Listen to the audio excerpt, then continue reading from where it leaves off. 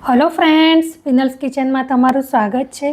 आज આપણે ट्रेडिशनल रीते परफेक्ट माप અને टिप्स સાથે કંદોઈને ત્યાં મળે તેવો સોફ્ટ અને દાણેદાર મોહનથાળ બનાવીશું। બજારના માવા વગર ઘરની જ સામગ્રીથી આજે આપણે બનાવીશું એકદમ સરળ રીતે અને પરફેક્ટ માપથી। જો તમે પહેલી વખત પણ બનાવતા હશો તો પણ તમારો મોહનથાળ એકદમ દાણેદાર તૈયાર થઈ જશે। તો ચાલો નાના મોટા સૌને પસંદ આવે એવો આપણે મોહનથાળ બનાવીશું। સૌથી પહેલાં 2 કપ આપણે ચણાનો કરકરો લોટ લઈ લઈશું। તમે તેની જગ્યાએ આપણે જે રેગ્યુલર બેસન લોટ વાપરીએ તે પણ લઈ શકો છો, પણ મોહનથાળ માટે ટ્રેડિશનલ રીતે આપણે કરકરો લોટ જ વપરાય છે। હવે આપણે લોટમાં ધાબો દઈ દઈશું। તો તેના માટે અત્યારે મેં 3 ટેબલસ્પૂન દૂધ અને 3 ટેબલસ્પૂન આપણે ઘી લઈશું। તો ઘી અને દૂધને મેં હુંફાળું ગરમ કરીને લીધેલું છે। તો દૂધ અને ઘીને આપણે બરાબર હવે મિક્સ કરી લઈશું। તેને લોટમાં થોડું થોડું કરીને ઉમેરતા રહીશું અને મિક્સ કરતા જઈશું। બંને હાથથી સારી રીતે મિક્સ કરી લઈશું, જેથી કરીને ઘી અને દૂધ લોટમાં સારી રીતે કોટ થઈ જાય। તો આ રીતે હાથથી તેને દબાવીને ઢાંકણ ઢાંકીને 15 થી 20 મિનિટ માટે તેને આપણે રાખીશું। હવે 20 મિનિટ જેવો સમય થઈ ગયો છે। લોટને આ રીતે આપણે હાથથી છૂટો પાડી દઈશું। તેને ચાળણીમાં લઈ હાથથી બરાબર ઘસીને તેને ચાળી લઈશું। મોટા કાણાવાળી આપણે ચાણી લઈશું। તો મેં અત્યારે ચોખાની જે ચાણી આવે છે તે લીધી છે। હવે છેલ્લે આ જે આપણો ચણાનો લોટ થોડો વધ્યો છે તેને આપણે મિક્સરમાં લઈને થોડું ગ્રાઇન્ડ કરી લઈશું। તો જુઓ, એકદમ દાણેદાર આપણો આ લોટ તૈયાર થઈ ગયો છે। તો હવે આ લોટને શેકવા માટે આપણે જાડા તળિયાવાળી આપણે કઢાઈ લઈ લઈશું। તેમાં 3/4 કપ ઘી ઉમેરીશું। તો 2 કપ ચણાના લોટની સામે આપણે 1 કપ ઘી લેવાનું છે। તો મેં 1 કપ ઘી લીધું હતું, પણ તેમાંથી મેં 3 ટેબલસ્પૂન ઘી આપણે ધાબો દેવા માટે કાઢી લીધું હતું, એટલે 3/4 કપ અત્યારે ઘી વધ્યું છે। ઘી ગરમ થઈ જાય એટલે આપણે આ ધાબો દીધેલો આપણો આ જે લોટ છે તેને આપણે ઉમેરી દઈશું। ધીમા ગેસ ઉપર તેને સતત હલાવતા જવાનું અને શેકવાનું છે। બહુ જ શાંતિથી તમારે આ લોટ શેકવાનો છે।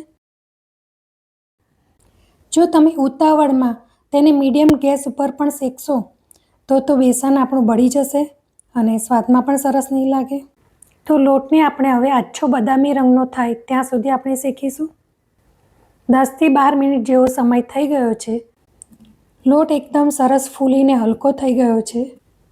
ઘરમાં અને આજુબાજુમાં સરસ સુગંધ આવવા લાગશે। પહેલાં કરતાં આપણો આ લોટ હવે થોડો વધારે ડાર્ક થયો છે, પણ મોહનથાળમાં લોટને આપણે થોડો વધારે શેકીશું। તો જુઓ, પહેલાં આપણો લોટ એકદમ ફૂલેલો હતો અને હવે થોડોક બેસી ગયો છે અને પહેલાં કરતાં વધારે ડાર્ક પણ થયો છે। તો હવે તેમાં ½ કપ ઘરની મલાઈ ઉમેરીશું। તો આ મલાઈ આપણે થોડી થોડી કરીને ઉમેરીશું અને હલાવતા જઈશું। તો આ મલાઈ ઉમેરવાથી આપણો આ મોહનથાળ એકદમ માવાદાર લાગે છે। મીઠાઈવાળાના દુકાનમાં જે માવાદાર અને દાણેદાર જે મોહનથાળ મળે તેવો ટેસ્ટ લાગશે। તમે ½ કપ માવો પણ લઈ શકો છો। હવે ગેસની ફ્લેમ બંધ કરી દઈશું। બંધ ગેસમાં જ આપણે લોટને 1 મિનિટ માટે આપણે તેને સતત હલાવતા જઈશું, જેથી કરીને આપણો લોટ વધારે ડાર્ક ન થઈ જાય કે બળી ન જાય। હવે ચાસણી બનાવીશું। ગેસ ઉપર એક પેન મૂકીશું અને તેમાં 1 કપ ખાંડ લઈ લઈશું। ખાંડથી અડધું આપણે તેમાં પાણી ઉમેરી દઈશું, એટલે કે ખાંડ ડૂબે તેટલું આપણે પાણી લેવાનું છે। તો 2 કપ ચણાના લોટની સામે 1 કપ ખાંડ આપણે એકદમ પરફેક્ટ ગળ્યાશ આવશે। શરૂઆતમાં ગેસની ફ્લેમ આપણે મીડિયમ રાખીશું, પછી આ રીતે થોડા બબલ્સ આવે એટલે આપણે ગેસની ફ્લેમ આપણે ધીમી કરી દઈશું। જો ગેસની ફ્લેમ આપણે થોડી વધારે પણ હશે અને આપણે ચેક કરતી વખતે થોડો ટાઈમ લાગશે તો પણ આપણી ચાસણી એકદમ વધારે બની જશે। હવે ચાસણીને આપણે ચેક કરીશું। તો આ રીતે ડીશ ઉપર આ રીતે ડ્રોપ્સ નાખીને જોઈ લઈશું। હજી આપણી ચાસણી હજી બની નથી। તો ચમચામાં આ રીતે મેં ચાસણી લીધી છે અને તેને થોડીક ઠંડી થવા દઈને અને આંગળી અને અંગૂઠાના મદદથી આપણે તેને ચેક કરી લઈશું। તો આ સમયે આપણે ગેસની ફ્લેમ બંધ કરી દેવાની, નહીંતર જ્યારે આપણે ચેક કરીએ ત્યાં સુધીમાં આપણી ચાસણી થોડી વધારે થઈ જાય. તો જુઓ, એક તારની આપણી આ ચાસણી થઈ ગઈ છે. બિલકુલ પણ તે તૂટતો નથી. જો થોડો પણ તૂટે તો તમારે થોડીક વાર વધારે ગરમ કરીને અને ફરીથી ચેક કરી લેવાનું. હવે 1 પિંચ જેટલો મોહનથાળનો જે કેસરી કલર આવે છે તે ઉમેરીશું. આ બિલકુલ ઓપ્શનલ છે, તમારે જો ઉમેરવું હોય તો જ ઉમેરવાનું. પણ આ કલર ઉમેરવાથી આપણો આ મોહનથાળ બહાર જેવો જ લાગશે. ચાસણીને 1 થી 2 મિનિટ માટે ઠંડી થવા દઈશું. ચાસણી થોડીક ઠંડી થઈ ગઈ છે, તો હવે તેને આ શેકેલા લોટમાં ઉમેરીશું. સતત હલાવતા જઈશું. હાફ ટીસ્પૂન આપણે ઇલાયચી પાવડર ઉમેરીશું. થોડુંક જાયફળ આપણે છીણીને લઈ લઈશું. બરાબર મિક્સ કરી લઈશું. મોહનથાળના આ મિશ્રણને આપણે તરત જ પ્લેટમાં નહીં લઈએ. થોડું બહાર જ આપણે તેને સતત હલાવતા જઈશું અને થોડું થીક કરી દઈશું અને પછી જ આપણે પ્લેટમાં લઈશું. મોહનથાળ આપણે જે પ્લેટમાં કાઢવાનું હોય તેને આપણે ઘીથી ગ્રીસ કરી લઈશું. તો મેં થાળીને ઘીથી ગ્રીસ કરી લીધી છે. હવે તેમાં આ મોહનથાળના મિશ્રણને ઉમેરી દઈશું. અત્યારે આપણો આ મોહનથાળ થોડો ઢીલો લાગે છે, પણ લગભગ તેને સેટ થતાં 2 થી 3 કલાક આપણે લાગશે.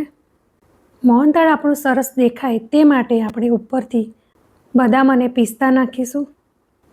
તેને તવેથાથી થોડા થોડા પ્રેસ કરી લઈશું. મોહનથાળ આપણો હજી ઢીલો છે, તો હજી આપણે તેને 2 થી 3 કલાક માટે રેસ્ટ આપીશું અને પછી એમાં કાપા પાડી લઈશું. તો લગભગ 2 કલાક જેવો સમય થઈ ગયો છે અને હવે તેના કાપા પાડી લઈશું.